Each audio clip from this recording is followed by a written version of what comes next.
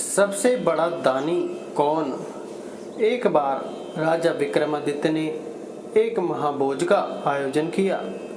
उस भोज में असंख्य विद्वान, ब्राह्मण, व्यापारी तथा दरबारी आमंत्रित थे।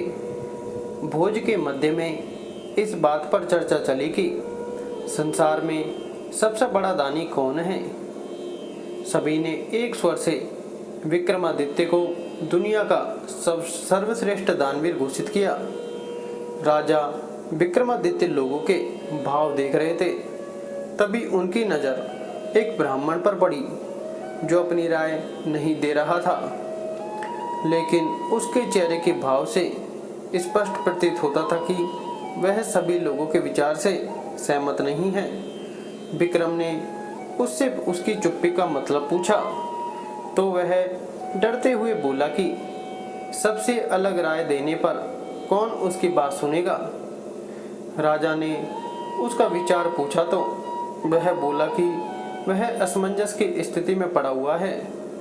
अगर वह सच नहीं बताता तो उसे झूठ का पाप लगता है और सच बोलने की स्थिति में उसे डर है कि राजा का कोपभाजन बनना पड़ेगा। अब विक्रम की जिज्ञासा और बढ़ गई। उन्होंने उसकी स्पष्टवादिता की बड़ी बुरी प्रशंसा की तथा उसे निर्भय होकर अपनी बात कहने को कहा। तब उसने कहा कि महाराज, विक्रमादित्य बहुत बड़े दानी हैं, यह बात सत्य है, पर इस भूलोक पर सबसे बड़े दानी नहीं। यह सुनते ही सब चौंके। सबने विस्मित होकर पूछा, क्या ऐसा हो सकता है? उस पर उस ब्राह्मण ने कहा कि समुद्र पार एक राज्य है जहाँ का राजा कीर्तिध्वज जब तक 1,00,000 स्वर्ण मुद्राएं प्रतिदिन दान नहीं करता तब तक अन्न जल भी ग्रहण नहीं करता है। अगर यह बात असत्य प्रमाणित होती है तो वह ब्राह्मण कोई भी दंड पाने को तैयार था। राजा के विशाल भोज कक्ष में निस्तब्धता छा गई। ब्राह्मण ने बताया कि कीर्तिध्वज के राज्य में वह कई दिनों तक रहा और प्रतिदिन स्वर्ण मुद्रा लेने गया। सचमुच ही कीर्तिध्वज 1,00,000 स्वर्ण मुद्राएं दान करके ही भोजन ग्रहण करता है। यही कारण है कि भोजन में उपस्थित सारे लोगों की हाँ में हाँ उसने नहीं मिलाई।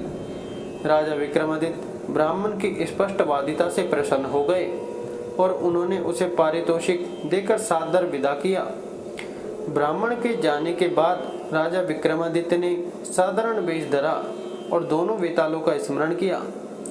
जब दोनों बेताल उपस्थित हुए तो उन्होंने उन्हें समुद्र पार राजा कीर्तिध्वज के राज्य में पहुंचा देने को कहा। बेतालों ने पलक झपकते ही उन्हें वहां पहुंचा दिया।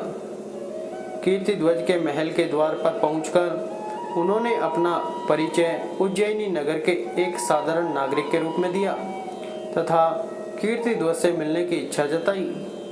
कुछ समय बाद जब कीर्तिध्वज के सामने उपस्थित हुए तो उन्होंने उसके यहाँ नौकरी की मांग की। कीर्तिध्वज ने जब पूछा कि वे कौन सा काम कर सकते हैं तो उन्होंने कहा, जो कोई नहीं कर सकता वह काम वे करके दिखाएंगे। राजा कीर्तिध्वज को उनका जवाब पसंद आया और विक्रमादित्य को उसके यहाँ नौकरी मिल गई। वे द्वारपाल के रूप में नियुक्त हुए। उन्होंने देखा कि राजा कीर्तिध्वज सचमुच हर दिन 1,00,000 स्वर्ण मुद्राएं जब तक दान नहीं कर लेता अन्न जल ग्रहण नहीं करता है। उन्होंने यह भी देखा कि राजा कीर्तिध्वज रोज शाम में अकेला कहीं निकलता है और जब लौटता है तो उसके हाथ में 1,00,000 स्वर्ण मुद्राओं से भरी हुई थैली होती है। एक दिन शाम को उन्होंने छिपकर कीर्तिध्वज का पीछा किया। उन्होंने कहा कि राजा की कीर्तिध्वज इस समुद्र में स्नान करके एक मंदिर में जाता है और एक प्रतिमा की पूजा अर्चना करके खोलते तेल के कढ़ाई में कूद जाता है। जब उसका शरीर जल भुन जाता है तो कुछ जोगनियां आकर उसका जला भुना शरीर कढ़ाई से निकालकर नोच नोच कर खाती हैं और तृप्त होकर चली जाती हैं।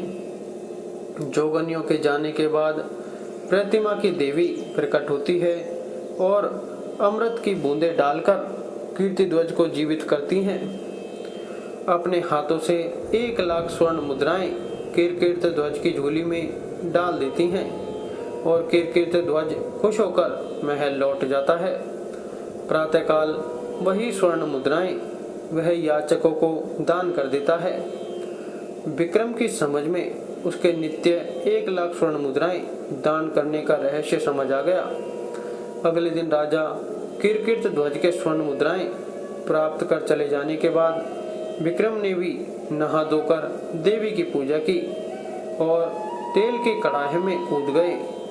जोगनियाँ जब उनके जल बुने शरीर को नोचकर खाकर चली गई तो देवी ने उनको जीवित किया।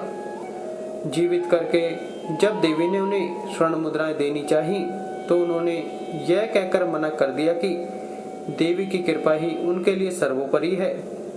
यह क्रिया उन्होंने 7 बार दोहराई। 7वीं बार देवी ने उनसे बस करने को कहा तब तथा उनसे कुछ भी मांग लेने को कहा। विक्रम इसी अवसर की ताक में था। उन्होंने देवी से वह थैली ही मांग ली जिससे स्वर्ण मुद्राएं निकलती थीं। जो ही देवी ने वह थैली उन्हें सौंपी, चमत्कार हुआ।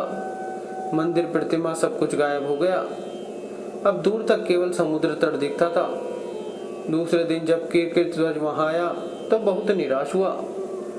उसका वर्षों का 1,00,000 स्वर्ण मुद्राएं दान करने का नियम टूट गया। अन्न जल त्याग कर अपने कक्ष में असहाय पड़ा रहा।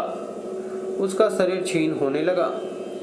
जब उसकी हालत बहुत बिगड़ने लगी तो विक्रम उसके पास गए और उसकी उदासी का कारण जानना चाहा। उसने विक्रम को जब सब कुछ खुद बताया तो विक्रम ने उसे देवी वाली थैली देते हुए कहा कि रोज रोज कड़ाहे में उसे कूदकर प्राण गंवाते देख वे द्रवित हो गए, इसलिए उन्होंने देवी से वह थैली ही सदा के लिए प्राप्त कर ली।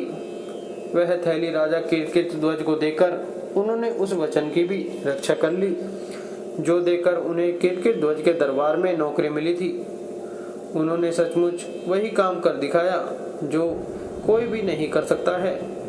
राजा कीर्तिध्वज ने उनका परिचय पाकर उन्हें सीने से लगाते हुए कहा कि वे सचमुच इस दरा पर सर्वश्रेष्ठ दानवीर हैं, क्योंकि उन्होंने इतनी कठिनाई के बाद प्राप्त स्वर्ण मुद्रा प्रदान करने वाली थैली ही बेझिझक दान कर डाली जैसे कोई तुच्छ चीज हो। वीडियो अच्छी लगी हो तो वीडियो को लाइक करें, चैनल को सब्सक्राइब जरूर करें। धन्यवाद।